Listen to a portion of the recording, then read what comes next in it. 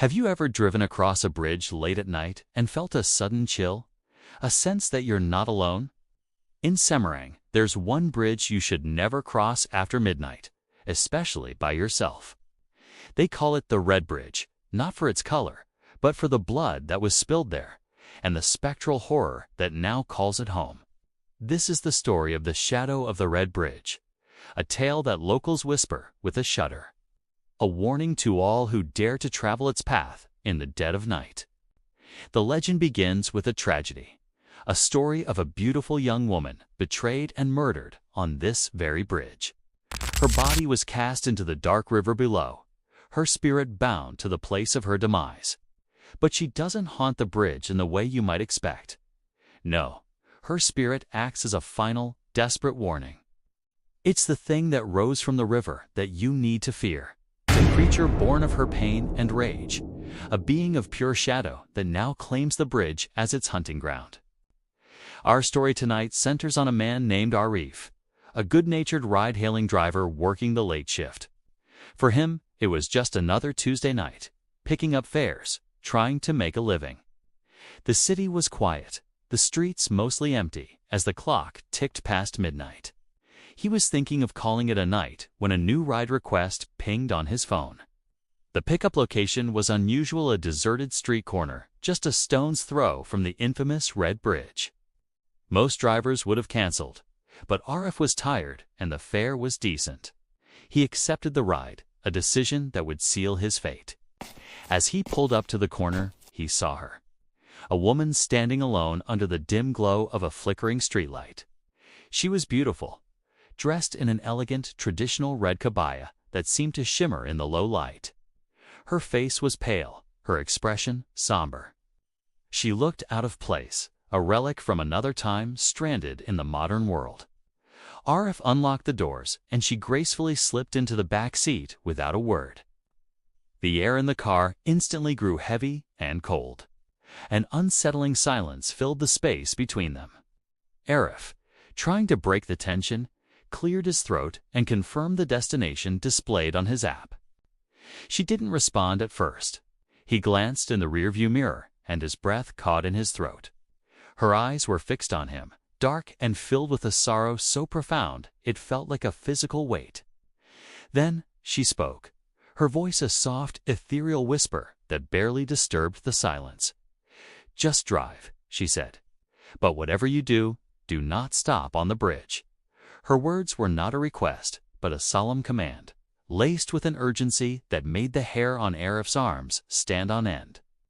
He felt a knot of dread tighten in his stomach, but he nodded, his eyes glued to the road ahead.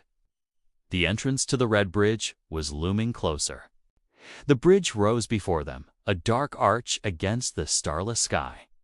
The river below was a black, oily ribbon, reflecting nothing. As the car's tires hit the bridge's surface, the atmosphere inside grew even colder. The silence was now oppressive, a buzzing pressure in Arif's ears. He gripped the steering wheel, his knuckles white. The woman's warning echoed in his mind. Do not stop on the bridge.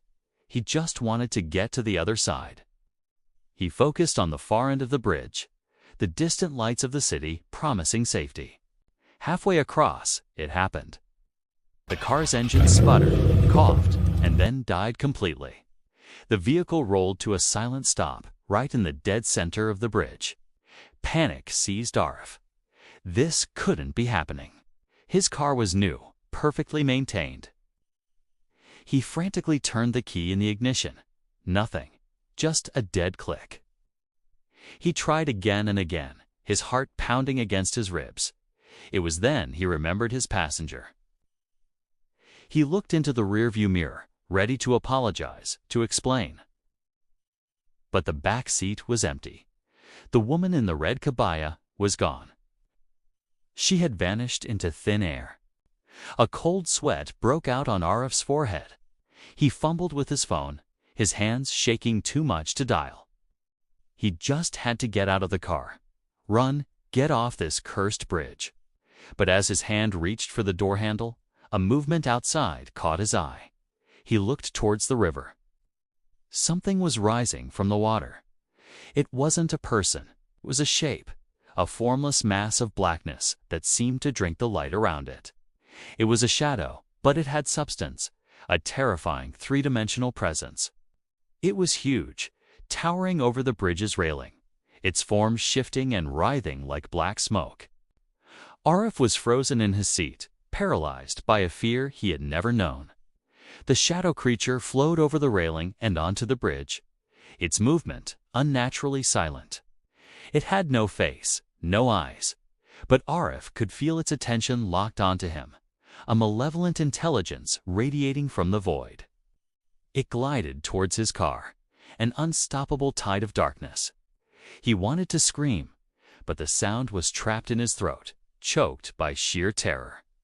This was it. This was the entity the woman had warned him about. She hadn't been the threat. She had been the harbinger.